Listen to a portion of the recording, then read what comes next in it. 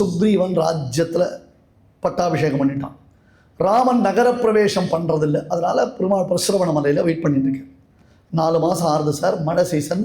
இப்போ தான் சொல்லியிருக்கா எதிர்பாராமல் மழை வரும்ன்ட்டு. அதனால் கொஞ்சம் மழையெல்லாம் நிற்கட்டும், அப்புறம் பார்த்துக்கலாம்னு சுக்ரீவன் சொன்னான். ஆச்சு, 4 மாதம் கடந்து போயிடுது.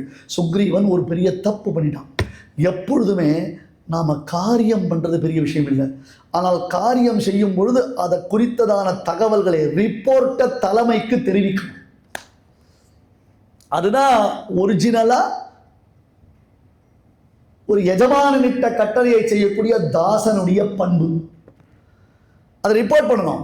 சுக்ரீவன் அந்தப்புறத்துக்குள்ளே இருந்தாலும் எல்லா குரங்குகள்லாம் சீக்கிரம் கிளம்பி வாங்கணும். அவளுக்கு லெட்டர் போட்டான், எல்லாருக்கும் மெசேஜ் அனுப்பிச்சிட்டான்.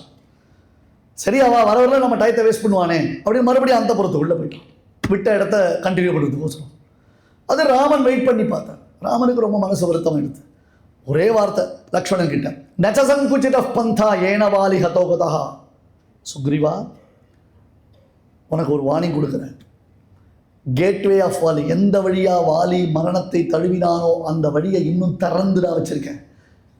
மாவாலி பதமன்வகாக, வாலி போன வழியில் சுக்ரீவா நீயும் போயிடாத. சமயே திஷ்ட சுக்ரீவ, ராமனுடைய கோபம்,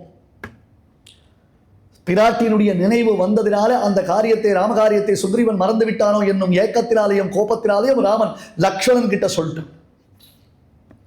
சுக்ரீவன் ஒழுங்காக ரிப்போர்ட் பண்ணிட்டேன், நான் நினச்சேன், நான் பண்ணினேன், ஆனால் உங்ககிட்ட தான் சொல்லலை. இப்படி சொல்லுவா சில பேர். பண்ணக்கூடாது.